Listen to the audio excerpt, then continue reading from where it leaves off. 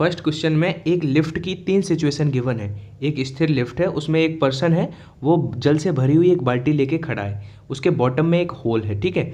जब वो लिफ्ट ऊपर एक्सीलेट कर, जब इनिशियली आर उसका रेट जो फ्लो ऑफ रेट था वो आर नॉट था। जब लिफ्ट ऊपर की तरफ एक्सीलेट करेगी तो आर अपवर्ड होगा, रेट ये होगा, और जब डाउनवर्ड नीचे की तरफ चलेगी लिफ्ट एक्सीलेट करेगी तो आर डाउनवर्ड का रेट ये होगा।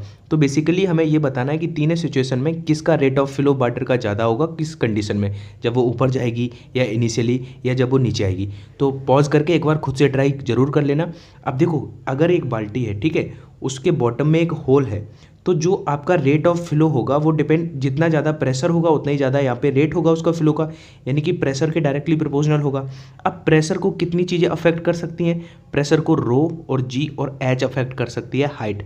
अब यहाँ पे रो सेम लिक्विड है, वाटर है, तो रो और हाइट तो अफेक्ट नहीं करेंगी। बेसिकली इसमें क्या, जो जी होगा वो अफेक्ट करेगा। अब आपको पता है लिफ्ट का ये केस बहुत पूछा जाता है एयरफोर्स में कि जी जब लिफ्ट ऊपर एक्सीलेट करेगी तो जी प्लस ए हो जाता है, यानी कि एक्सेलरेशन जुड़ जाता है। सिमिलरली एक पूछा जाता है कि एक व्यक्ति का भार जब वो ऊपर की तरफ एक त्वरण से जाती है तो फिर क्या हो जाता है, बढ़ जाता है। क्यों? क्योंकि वहाँ पे एक्सेलरेशन जुड़ जाता है। जब नीचे की तरफ आती है तो जी माइनस ए हो जाता है, मतलब नीचे आने पे आपने पढ़ा होगा कि उसका वेट कम हो जाता है। क्यों? क्योंकि उसमें से एक्सेलरेशन घट जाता है। अब आप देख सकते हो कि हमें पता है रेट जो है वो प्रेशर के डायरेक्टली प्रोपोर्शनल, और प्रेशर को अफेक्ट कर रहा है जी। अब देखो, ऊपर जब लिफ्ट जब ऊपर जाएगी तब सबसे ज़्यादा एक्सेलरेशन होगा, जी प्लस ए होगा, यानी कि उस कंडीशन में जो रेट ऑफ फ्लो होगा वो सबसे ज़्यादा होगा अपवर्ड का। तो अपवर्ड का इसमें ज़्यादा नहीं है, इसमें डाउनवर्ड सबसे ज़्यादा है। तो दो ऑप्शन बचे हमारे पास, दो एलिमिनेट हो गए।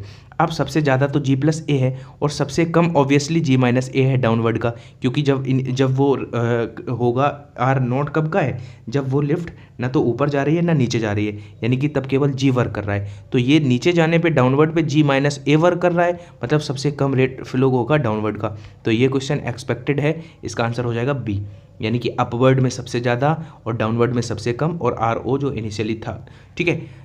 अब क्या है कि इस तरह का क्वेश्चन बहुत ही एयरफोर्स पूछता है, जैसे कहेगा कि एक लिफ्ट है और उसमें एक पर्सन खड़ा हुआ है, वो अपना भार बढ़ा हुआ प्रतीत करेगा। ऑप्शन होगा जब लिफ्ट एक समान त्वरण से ऊपर जा रही है, जब लिफ्ट एक समान त्वरण से नीचे आ रही है, और एक ऑप्शन ऐसे भी होंगे, पहला ही ऑप्शन का हो सकता है आपको दिख जाए कि एक समान वेग से ऊपर जा रही है। तो ध्यान से करना, एक समान वेग वाला गलत हो जाएगा।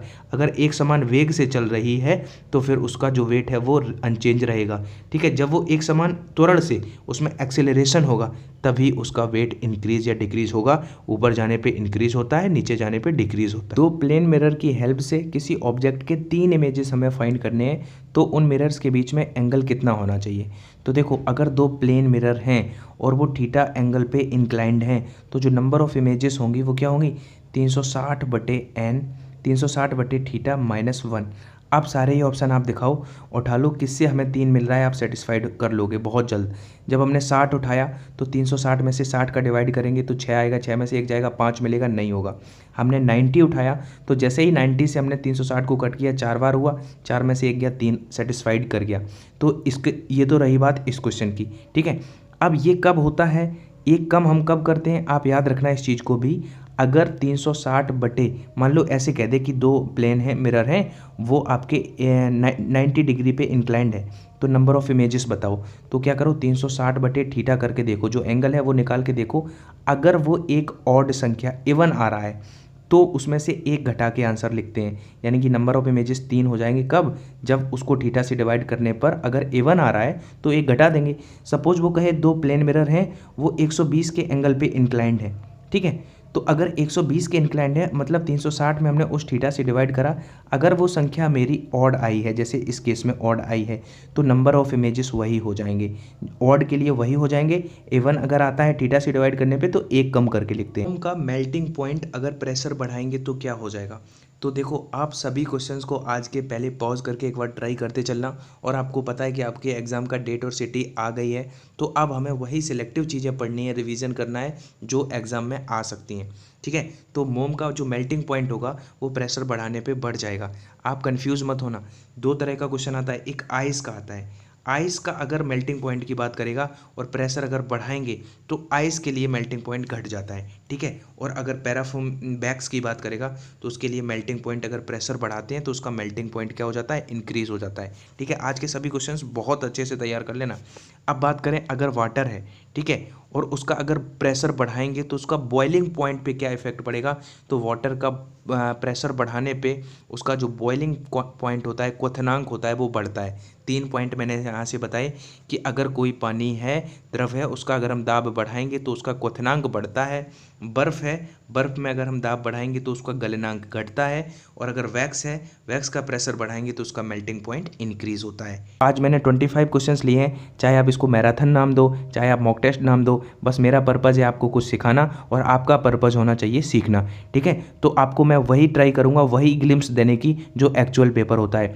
लेवल वही होगा, मॉडरेट भी होंगे, इजी भी होंगे, ठीक है। जो इलेक्ट्रोमैग्नेटिक स्पेक्ट्रम, उनको मतलब रीअरेंज करना है। आपको दिए हुए हैं एक्स किरणें, गामा किरणें, पराबैंगनी यानी कि अल्ट्रावायलेट और इंफ्रारेड रेडिएशन, इनको इंक्रीजिंग फ्रिक्वेंसी के इंक्रीजिंग ऑर्डर में हमें अरेंज करना है। क्वेश्चन इजी है लेकिन बहुत पूछा जाता है, इसलिए मेरी रिस्पॉन्सिबिलिटी है कि आप लोगों को बताऊं कि आप एक याद रखना ऑर्डर, ये बहुत हेल्प करेगा। Reliance mobile is very useful, किसके लिए बहुत यूज़फुल है, एक XY बच्चे के लिए। तो देखो रिलायंस मोबाइल जब से आ गया है, इसने क्या है, क्रांति ला दी है, बहुत अच्छे से लड़के पढ़ पाते हैं यूट्यूब से। तो Reliance mobile is very useful for XY। अब देखो R से रेडियो वेव, माइक्रोवेव सूक्ष्म तरंगें, इंफ्रारेड मतलब अवरक्त तरंगें, विजुअल मतलब दृश्य तरंगें, और यू मतलब परावैंगनी अल्ट्रावायलेट, एक्स रेज मतलब एक्स किरणें, और वाई मतलब गामा रेज। तो इनका इधर जो पेनेट्रेटिंग पावर का इंक्रीजिंग ऑर्डर होता है, भेदन क्षमता का और आवृत्ति का भी बढ़ता हुआ क्रम होता है। मतलब अगर हम ऑप्शंस देखें तो एक्स किरणें आपकी आ रही हैं ये, ठीक है, सेकेंड लास्ट पे। उसके बाद गामा भी है, यानी कि गामा तो मैक्सिमम होना चाहिए, यानी कि जो गामा किरणें मतलब दो वाला मैक्सिमम कौन से ऑप्शन में दिख रहा है। फॉर्चुनेटली केवल एक ही ऑप्शन ऐसा है जिसमें 2 वाला मैक्सिमम दिख रहा है। तो आप ऐसे भी सभी को चेक नहीं करना है। आपने देखा गामा का मैक्सिमम होता है फ्रिक्वेंसी, और गामा मतलब 2 पे आ रहा है, तो 2 हमारा एक ही ऑप्शन में सबसे अधिक पे था, तो वही हमने हिट कर दिया। अगर अर्थ सडनली अपने एक्सिस पर घूमना, रोटेट करना बंद कर दे तो जो ग्रेविटेशनल एक्सेलरेशन होगा उसके मान पे क्या इफ़ेक्ट पड़ेगा। इसका मान पोल्स पे घट जाएगा, पोल्स पे बढ़ जाएगा, इक्वेटर पर घट जाएगा, या इक्वेटर पर इंक्रीज़ हो जाएगा। तो देखो जो अपेरेंट वैल्यू ऑफ जी होती है, जी डैश, उसका फॉर्मूला क्या होता है, जी माइनस आपका अर्थ का रेडियस और उसका रोटेशन वेलोसिटी का स्क्वायर और कॉस स्क्वायर कॉस थीटा, ये होता है। अब एक बात बताओ, आपका पोल्स की बात करें तो पोल्स पे इंक्रीज या डिक्रीज तो हो ही नहीं सकता। क्यों, पोल्स पे अगर ये अर्थ है और ये इसका इक्वेटर है और ये पोल्स है, ये रोटेट कर रहा था, ठीक है। अगर यहाँ पे पोल्स पे देखें तो थीटा 90 होता है, चाहे वो नॉर्थ पोल हो चाहे साउथ पोल हो, तो थीटा वहाँ पे अगर 90 होता है, और कॉस 90 का वैल्यू कितना होता है, 0। यानी कि जैसे ही पोल्स की बात करेंगे तो यहाँ पे थीटा का मान 90 रखेंगे और ये पूरी चीज़ हमारी 0 बन जाएगी। यानी कि जो जी अपेरेंट है वो जी के ही इक्वल आया, मतलब कोई जी पे फर्क नहीं पड़ा, मतलब रिमेन सेम, यानी कि पोल्स पे तो अनचेंज रहेगा। अब बात करते हैं भूमध्य रेखा पर घटेगा या बढ़ेगा। बहुत अच्छे से इसको मैं समझा चुका हूँ कि इक्वेटर पे क्यों बढ़ जाता है। तो इक्वेटर पे क्या हो जाता है, याद रखना है, इसका मान इक्वेटर पे इंक्रीज हो जाता है।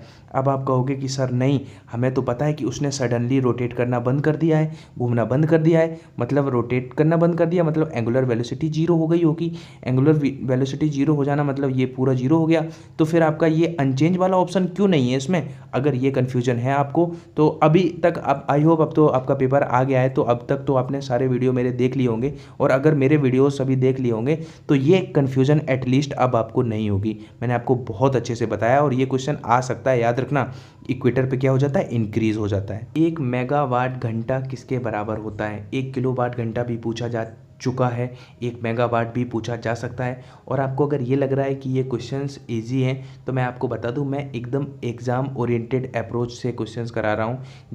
जैसा लेवल आपको पेपर में मिलेगा वही लेवल आज मैं 25 क्वेश्चन से आपको दिखाने की कोशिश कर रहा हूँ। आपके 10 क्वेश्चन तो बहुत ईजी आते हैं, मतलब अगर बच्चे ने फिजिक्स अच्छे से पढ़ी है तो 10 क्वेश्चन उनको अच्छे से कर लेगा। फिर कहते हो सर 4 मार्क्स क्यों आते हैं, 2 मार्क्स क्यों आते हैं, 2.5 क्यों आते हैं, क्योंकि आप फर्दर जो 15 हैं उनमें नेगेटिव अटैम्प्ट कर देते हो। तो नेगेटिव से क्या होता है, ये पॉजिटिव वाले भी नंबर कट जाते हैं। तो आपको ये नहीं सोचना है कि पेपर बहुत टफ आता है। पेपर ऐसे क्वेश्चन देखने को जरूर मिलेंगे आपको कि 1 मेगावाट घंटा, देखो मेगा मतलब 10 की पावर 6 से गुणा करेंगे तो वो वाट बन जाएगा। अब वाट को अगर जूल पर सेकंड लिखना हो, क्योंकि हमें जूल में ऑप्शन है, तो ये चीज़ें सेकंड में लिखनी पड़ेंगी। 1 घंटा में कितना सेकंड होता है? 60 मिनट, और 1 मिनट में 60 सेकंड। तो ये हो गया 1 मेगावाट घंटा। अब देख लो 6 का 6 में गुणा हुआ 36, गुणा 10 की घात 6 ये, और 2 ये, तो 10 की घात 8 हुआ। लेकिन हमें डेसिमल यहाँ लगाना है तो 10 की पावर 9 हो जाएगा। ठीक है, आई होप समझ में आया होगा। अगर किलोवाट घंटा होता तो किलोवाट को पहले वाट बनाते तो 10,000 से गुणा करते। अब इसको सेकंड में बनाते तो सेकंड में मतलब 1 घंटे में 60 मिनट, 60 मिनट में 60 सेकंड। तो अगर किलोवाट घंटा को जूल में बदलना होता तो ये कितना हो जाता? 6 और 6 36, तो 36 गुणा 3 ये और 2 ये, 10 की पावर 5 हुआ। लेकिन हमें डेसिमल यहाँ लगाना था तो 3.5 इंटू 10⁶ कर देते। ठीक है, नेक्स्ट क्वेश्चन है, जब पानी को गर्म करके 0 डिग्री सेल्सियस से 10 डिग्री सेल्सियस तक किया जाता है उसका टेम्परेचर, तो पानी का वॉल्यूम, ठीक है, क्या वो धीरे धीरे बढ़ता है, धीरे धीरे घटता है, या पहले इंक्रीज होता है फिर घटता है, या पहले घटता है बाद में बढ़ता है? तो आप याद रखना वाटर का अनयूजुअल प्रॉपर्टी 0 डिग्री से 4 डिग्री की सेंटीग्रेड के टेम्परेचर में, वैसे इन जनरल अगर टेम्परेचर बढ़ाओगे तो उसका वॉल्यूम बढ़ेगा, कोई भी लिक्विड हो। लेकिन ये अनयूजुअल प्रॉपर्टी है, 0 से 4 डिग्री सेंटीग्रेड में वाटर के केस में क्या होता है कि वॉल्यूम डिक्रीज होता है। क्या होता है? डिक्रीज होता है। 4 के बाद फिर वही जो होता है बढ़ता जाता है। लेकिन क्या होता है? पहले घटता है 4 तक, फिर अब 10 तक जाना है, क्योंकि 0 से 10 का कंडीशन पूछा है, तो 4 तक तो घटेगा, फिर 4 के बाद बढ़ने लग जाएगा। यानी कि पहले घटता है बाद में बढ़ता है। ठीक है, ये क्वेश्चन आ चुका है नेवी के एग्जाम में। निम्नलिखित में से कौन सी तरंगें ध्रुवित यानी कि पोलराइज्ड नहीं की जा सकती हैं? ठीक है, तो पॉज करके खुद से ज़रूर कर लेना और मैच कर लेना कि आपका सही हुआ या नहीं। ठीक है, तो जो पोलराइजेशन है उसके लिए क्या है कि जो वेव होना चाहिए उसका नेचर वो मस्ट बी ट्रांसवर्स। ट्रांसवर्स मतलब अनुप्रस्थ। अब आप तुरंत कर लोगे कि ध्रुवण उन्हीं का हो सकता है जो जिनका नेचर अनुप्रस्थ हो। जितनी भी आपकी इलेक्ट्रोमैग्नेटिक वेव होती हैं वो सभी ट्रांसवर्स होती हैं, यानी कि उनका पोलराइजेशन हो सकता है। अब इलेक्ट्रोमैग्नेटिक वेव में क्या आती हैं? एक्स रेज भी आ गया, लाइट वेव, प्रकाश तरंगें भी आपकी ट्रांसवर्स होता है उनका नेचर, और रेडियो वेव तो आपका इलेक्ट्रोमैग्नेटिक है ही। तो इलेक्ट्रोमैग्नेटिक सभी ट्रांसवर्स होती हैं। तो इन 3 का तो हो सकता था, लेकिन पूछा है नहीं हो सकता है। ठीक है, तो ध्वनि तरंगें जो होती हैं, साउंड वेव होती हैं, उनका नेचर अनुदैर्ध्य यानी कि लॉन्गिट्यूडिनल होता है। ठीक है, लॉन्गिट्यूडिनल होता है, इसलिए उनका पोलराइजेशन पॉसिबल नहीं। क्वेश्चन है, अगर किसी कमानी यानी कि स्प्रिंग को धारा यानी कि चार्ज किया जाए तो फिर वो क्या होगा? स्प्रिंग वो कंप्रेस हो जाएगा, या फिर एक्सपेंड हो जाएगा, या फिर ऑक्सीलेट करने लगेगा, या अनचेंज? बहुत अच्छा क्वेश्चन है। आप एक बात बताओ, अगर उसमें स्प्रिंग में, अगर सपोज ये स्प्रिंग था, ठीक है, उसमें हमने अगर चार्ज दे दिया, धारा प्रवाहित कर दी, तो ऐसे लूप बन जाएंगे। और करंट कैरिंग लूप का आपको एक सिस्टम पता है, अगर ये एक करंट कैरिंग लूप है और इसमें अगर डायरेक्शन ये है, ठीक है, जो करंट का डायरेक्शन, और एक दूसरा करंट कैरिंग लूप है उसमें भी डायरेक्शन ये है, यानी कि अगर 2 करंट कैरिंग लूप है उनमें डायरेक्शन सेम, एक ही दिशा में धारा प्रवाहित हो रही हो, तो वो अट्रैक्ट करते हैं दोनों एक दूसरे को। और अगर अपोजिट डायरेक्शन में करंट फ्लो हो रहा हो तो वो रिपेल करते हैं। अब आप एक बात बताओ, अगर स्प्रिंग है और स्प्रिंग के जो ये, इनको हम अगर लूप, छोटे छोटे लूप कंसीडर करें, तो ये लूप, इसमें करंट इसी डायरेक्शन में, इसका जो एडजेसेंट लूप होगा उसमें भी उसी डायरेक्शन में, मतलब वो क्या होगा? एक लूप अपने आगे वाले लूप को क्या करेगा? अट्रैक्ट करेगा, क्योंकि करंट कैरिंग लूप में अगर एक ही डायरेक्शन में करंट फ्लो होता है तो वो अट्रैक्ट करते हैं। और अगर एक लूप दूसरे को अट्रैक्ट करेगा तो ऑब्वियसली स्प्रिंग क्या होगा? कंप्रेस होगा, ना कि एक्सपेंड होगा। ठीक है, क्या हो जाएगा? संकुचित, यानी कि कंप्रेस हो जाएगा। क्वेश्चन करा चुका हूँ, लेकिन बहुत इंपॉर्टेंट है, और आज के क्वेश्चन सभी इंपॉर्टेंट है। जिनको लग रहा होगा कि क्वेश्चन ईजी है, तो मेरे भाई जब आप पेपर देने जाओगे तो लेवल यही मिलेगा, इसकी मैं गारंटी लेता हूँ। जब एक 300 हर्ट्ज फ्रिक्वेंसी वाली साउंड वेव किसी मीडियम से पास होती है तो मीडियम का जो पार्टिकल का जो मैक्सिमम डिस्प्लेसमेंट है वो 0.1 सेंटीमीटर है, तो पार्टिकल का मैक्सिमम वेलोसिटी क्या होगा? सेम डेटा के साथ चांसेस हैं क्वेश्चन के रिपीट होने के। तो मैक्सिमम वेलोसिटी, वैसे तो अभी तक आपका पेपर आपको आना चाहिए कि ये कैसे हुआ, खुद से आज के क्वेश्चंस आप सभी खुद से कर पा रहे हो तभी बहुत अच्छी बात है। मतलब 20 तो कर ही लेना है एटलीस्ट खुद से। क्वेश्चन ईजी नहीं है, बस एक ग्लिम्स दे रहा हूँ मैं आपको, पेपर यही लेवल रहेगा। मैं बार बार बोल रहा हूँ, एम्फेसाइज कर रहा हूँ, क्यों कर रहा हूँ, क्योंकि मैंने पेपर दिया है, मैं बहुत सारे बच्चों के फीडबैक लेता हूँ। तो कण का मैक्सिमम वेलोसिटी v बराबर याद रखना है a ओमेगा। अब एम्पलीट्यूड मतलब मैक्सिमम डिस्प्लेसमेंट, वही तो 0.1 है, तो 0.1 वही जो एम्पलीट्यूड होगा वो मैक्सिमम डिस्प्लेसमेंट होता है। अब ओमेगा को हम 2πn लिख सकते हैं, तो 2πn मतलब आपका फ्रिक्वेंसी कितनी है 300 हर्ट्ज, तो 300 हर्ट्ज लिख दिया। अब एक बात बताओ, ये डेसिमल ख़त्म करना है तो नीचे 10 आया, नीचे 10 से ये 0 ख़त्म हुआ, ठीक है, ये 1 हो गया। अब 30 का गुणा 2 में होगा तो 60 पाई। अब ये क्योंकि सेंटीमीटर में था तो 60 पाई सेंटीमीटर पर सेकेंड, यानी कि हमारा ए ऑप्शन इसका राइट। सेम डेटा के साथ चांसेस हैं इस क्वेश्चन के रिपीट होने के। एक बंदूक से एक गोली दागी जाती है, ठीक है, एक बुलेट है और एक गन है, तो फिर बंदूक की काइनेटिक एनर्जी क्या बुलेट से कम होगी या ज़्यादा होगी या इक्वल होगी? तो देखो इसमें क्या है कि मोमेंटम, जिस मोमेंटम से आपका बुलेट निकलता है उसी मोमेंटम से वो पीछे एक्शन रिएक्शन, तो मोमेंटम इसमें कंजर्व रहता है।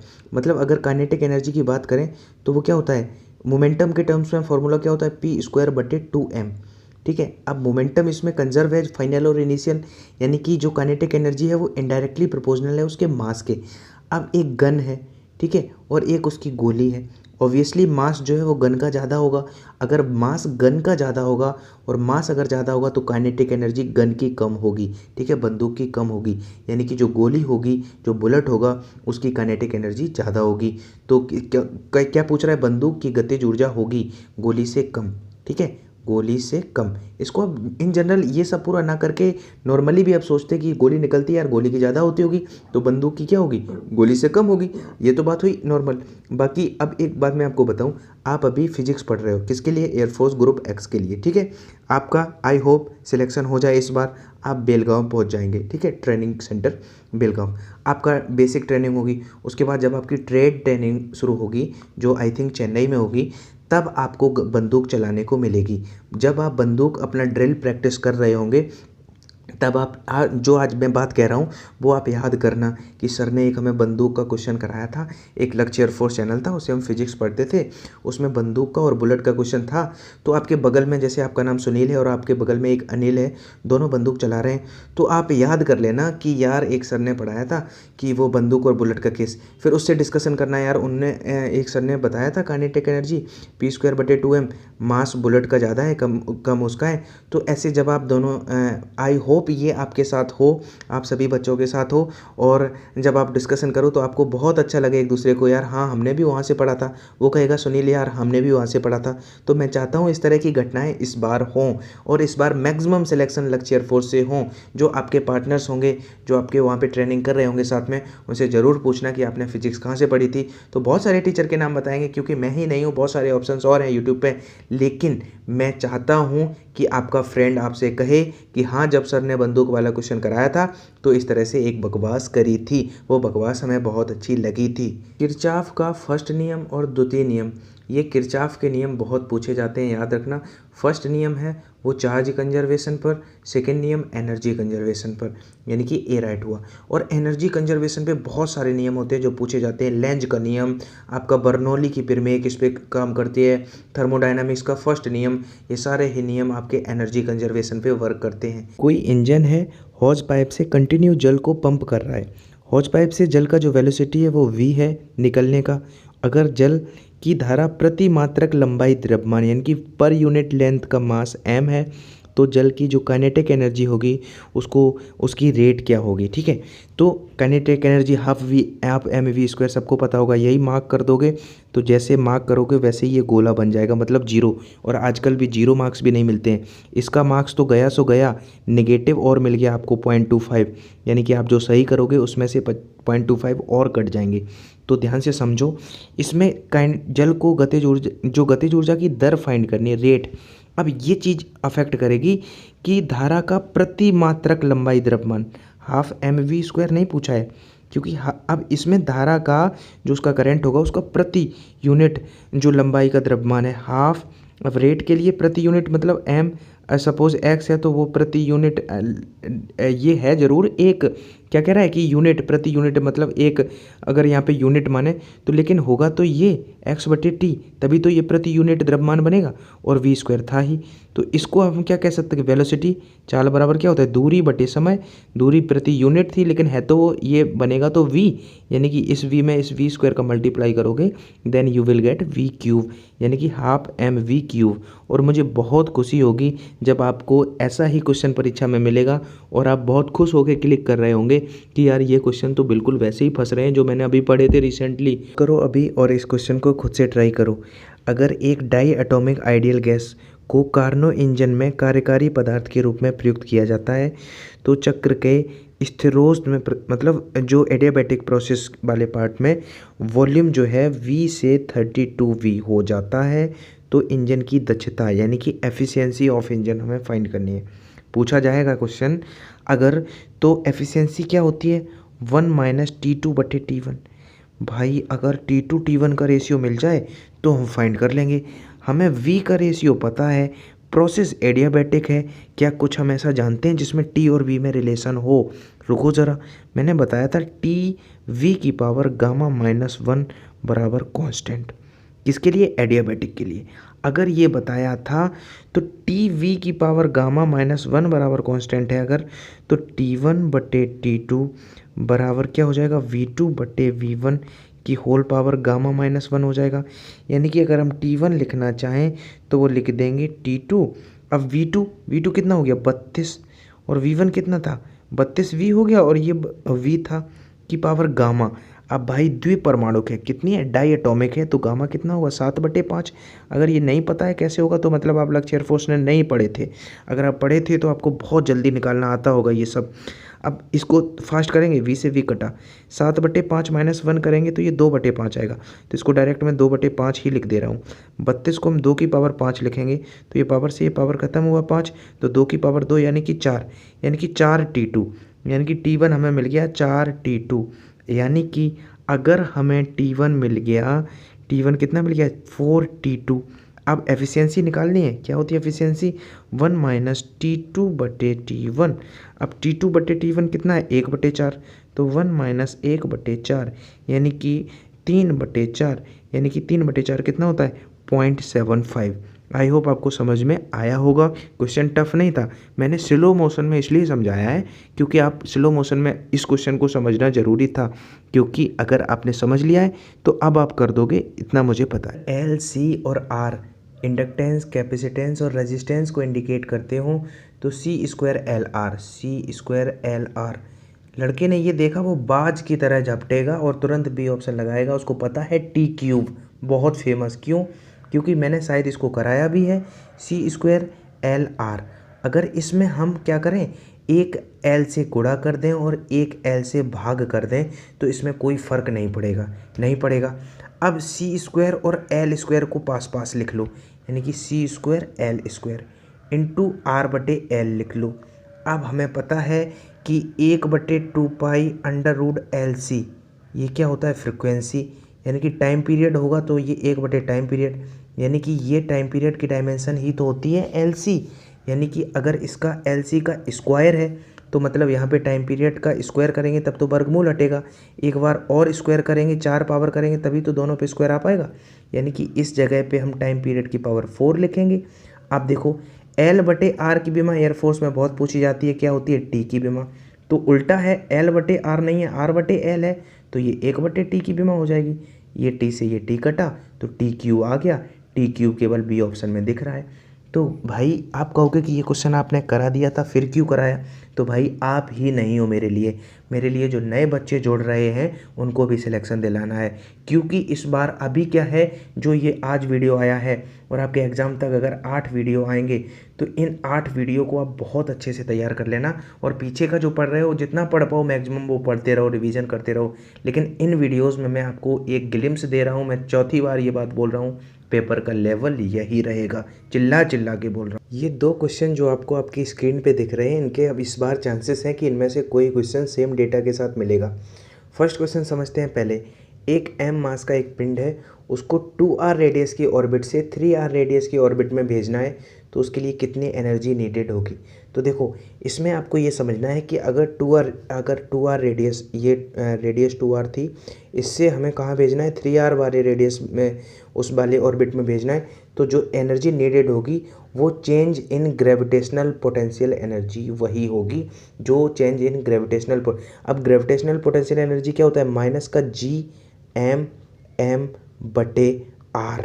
ठीक है, अब पहले जब 2r रेडियस का था तो यहाँ पे 2r था, यानी कि इनिशियली कितनी थी, जो 2r। ठीक है, फाइनली माइनस का Gm/m अब किस में भेजना है, 3r में।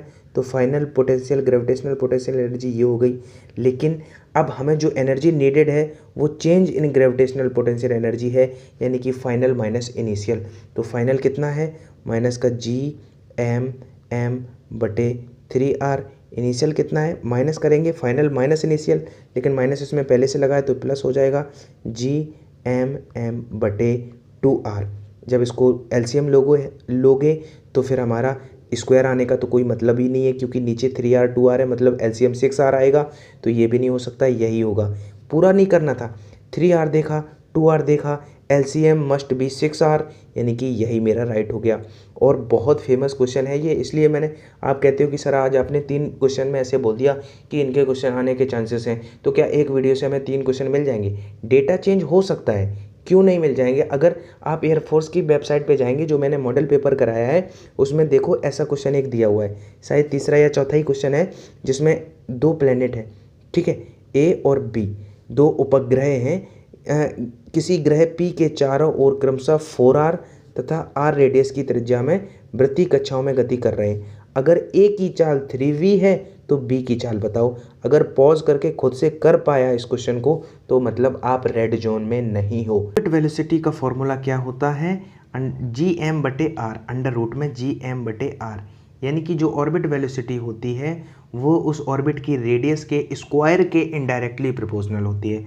ठीक है, यानी कि अगर हम इनका रेशियो लिखें, v का पहले कितना था, 3b थी ऑर्बिट वेलोसिटी, अब कितनी है वो हमें फाइंड करनी है, x मान ली, इज इक्वल टू, तो रेडियस उल्टी लिखेंगे, यानी कि उसकी ऊपर और उसकी नीचे, यानी कि नीचे 4r लिखेंगे और ऊपर r, क्योंकि r के इनडायरेक्टली प्रोपोर्शनल था, r से r कटा, 1/4 का वर्गमूल लेंगे तो 1/2 आएगा, क्रॉस मल्टीप्लाई करेंगे तो 2 इधर गुणा होगा, तो 6b हमारा राइट आंसर होगा।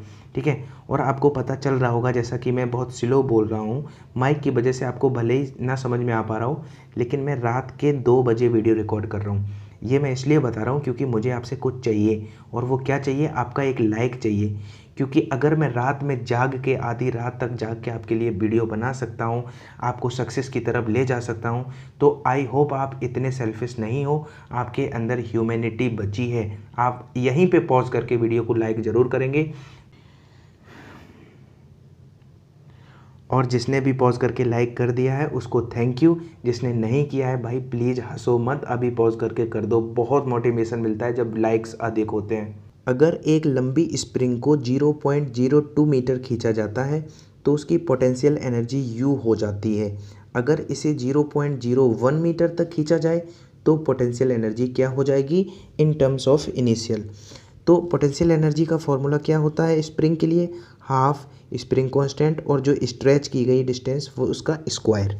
ठीक है, यानी कि U जो होता है वो डायरेक्टली प्रोपोर्शनल होता है x स्क्वायर के, यानी कि अगर हम U1/U2 लिखें, यानी कि U1 जो U था, U2 जो हमें फाइंड करना है, हमने x मान लिया, इज इक्वल टू उनका स्क्वायर, यानी कि 0.02 का स्क्वायर बटे 0.1 का स्क्वायर।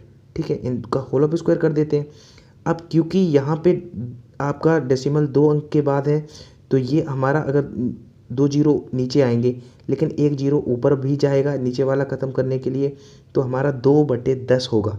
2/10 को 1/5 लिख सकते हैं, 1/5 का वर्ग करेंगे तो 1/25 होगा, तो क्रॉस मल्टीप्लाई करेंगे तो x का मान कितना मिलेगा, 25u, यानी कि हमारा x का जो वैल्यू आएगा वो 0.25u आएगा। अब ये क्वेश्चन तो बड़ा सरल था, लेकिन इसके साथ मैं आपको कुछ और सिखाऊं कि अभी क्या है कि बहुत सारे मैंने मॉडल पेपर में ऐसा देखा है कि वो कहेगा 0.1 मीटर और खींचा जाए, मोर। ठीक है, तो यानी कि तब अब की बार, पहले तो x ये था, अब की बार x लड़का यही रख देगा। नहीं, अगर क्वेश्चन में कहे इतना और खींचा जाए तो मतलब अब कितना खींचा जाएगा, 0.02 मैं 0.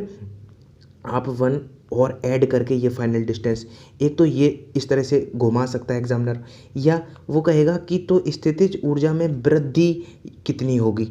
अगर पहले खींचा जाता था 5 तक, ऐसे क्वेश्चन आ सकता है, और अब की बार खींचा जा रहा है 10, तो स्प्रिंग की स्थितिज ऊर्जा में वृद्धि कितनी होगी। लड़का वही लगाएगा कि U1/U2 से U2 निकाल देगा। लेकिन उसने अगर इंक्रीज पूछा है, मान लो पहले U थी, फाइनली अगर 25 U आई है, तो एक ऑप्शन 24 भी होगा, क्योंकि इसमें इंक्रीज कितना हुआ 24U। तो मेरा सजेशन ये है कि ऐसा स्प्रिंग का क्वेश्चन आए तो केयरफुली पढ़ना कि 3 तरह के क्वेश्चन होते हैं। एक तो सिंपल ऐसा इजी वाला, एक इतना मोर यानी कि इतना अधिक खींचने वाला, और एक ऑप्शन में ऐसी फ्रेमिंग होगी वो कहेगी स्थितिज ऊर्जा में कितनी वृद्धि हुई है।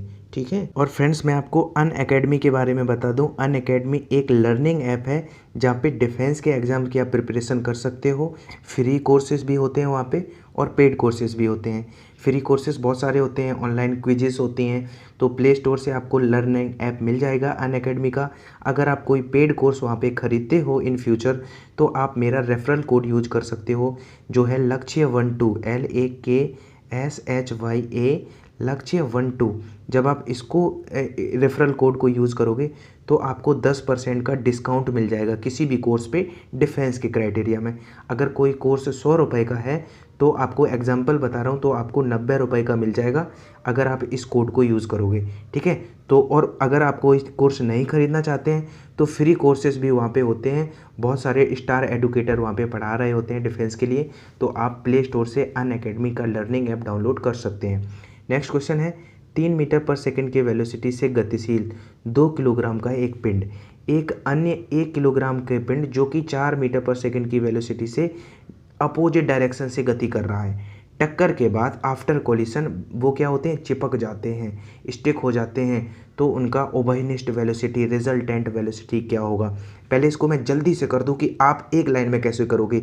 इसमें कंजर्वेशन ऑफ मोमेंटम लगा दो, संवेग संरक्षण, यानी कि जो कोलिशन से पहले का संवेग होगा और कोलिशन के बाद का जो संवेग होगा उनको इक्वल कर दो, इस तरह के क्वेश्चन में। ठीक है। और आता है इस तरह के क्वेश्चन।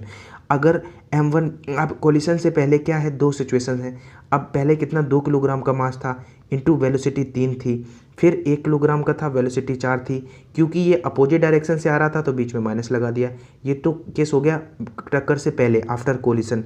अब बिफोर कोलिशन, टक्कर के बाद पूरा मास कितना हो गया, 1 किलोग्राम ये और 2 किलोग्राम ये, तो पूरा मास कितना हो गया 3 किलोग्राम, इंटू पूरी वेलोसिटी हमें फाइंड करनी है, रिजल्टेंट वेलोसिटी। उत्तर आपकी नज़रों के सामने है। क्यों? क्योंकि 6 में से 4 जाएगा, 2 बचेगा, और 2 से ये 3 इधर आ जाएगा, तो 2/3 आ गई फाइनल वेलोसिटी, रिजल्टेंट वेलोसिटी।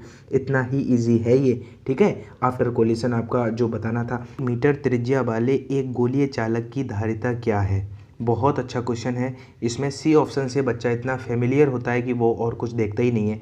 धारिता का फॉर्मूला क्या होता है, 4πε0r, इतना ही फेरेड तो होता है। अब 4 पाई का मान होता है कितना, 3.14, गुणा एप्सिलॉन नॉट का मान 8.85 गुणा 10⁻⁻12, और r मतलब रेडियस 1 था। अब देखो 4 तिया 12 अट्ठे लगभग 111 दशमलव कुछ आएगा इसका जब मल्टीप्लाई करोगे, गुणा 10⁻12। ठीक है। अब ये 2 अंक डेसिमल इधर जाएगा क्योंकि 1.1 किया, तो ये -12 कितना बचेगा, -10, यानी कि इसको आप याद कर लो, चाहे कैसे आया वो आपको पता होना चाहिए। 1.1 × 10⁻⁻10। ठीक है। इतना फेरेड। और एक बात और बताऊं कि कल के वीडियो में भी मैंने प्रमोशन किया था अनअकैडमी का, तो 1-2 बच्चे नाराज़ होने लगे थे। गाइज़, मेरी भी कुछ मजबूरियां होती हैं। अगर मैं मजबूर ना होता तो आज वीडियो नहीं बना रहा होता, मैं भी आराम से सो गया होता अभी तक, और मतलब मैं भी मस्ती करूं। क्यों मैं इतना कंटेंट ढूंढ के, और आपको बहुत सारे प्रैक्टिस सेट मार्केट में जितने हैं, जब मुझे एग्ज़ाम नहीं देना है फिर भी मैं ख़रीदता हूँ और उन सब से अच्छे अच्छे क्वेश्चन कंपाइल करके आपको कराता हूँ। तो मेरी कुछ मजबूरियाँ हैं। अगर कोई क्रिएटर किसी का प्रमोशन कर रहा है तो वो उसकी मजबूरी भी हो सकती है। तो इसको आप उस वे में ना लिया करो, आप 1-2 मिनट कोऑपरेट कर लिया करो। ठीक है। और अगर आपकी हेल्प हुई हो तो अपने फ्रेंड में वीडियो को ज़रूर शेयर कर देना, क्योंकि ये वीडियो बहुत फ्रूटफुल है।